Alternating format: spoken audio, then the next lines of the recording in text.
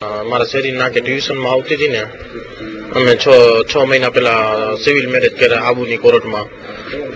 અને પછી અમારા ઘરે એ લોકો છે ને અવારનવાર 1-2 વાર આવ્યા હતા અને અમને ધમકી દઈ ગયા હતા ત્યારે અહીંયા આવીને કે તમે અમારી છોકરીને મોકલી દો, નકર અમે છોકરાને મારી નાખશે ને છોકરીને મારી નાખશી.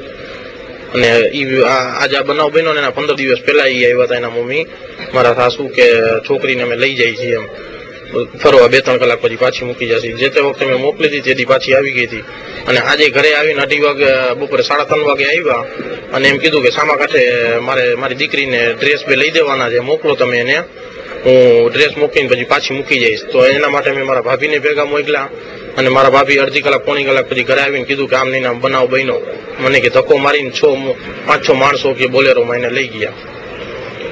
અને એ વખતે હું ઘરે હતો. હું બારી દરવાજાની દુકાન છે લાથી પ્લોટ 10 નંબરમાં, ભંગારનો ધંધો કરું છું.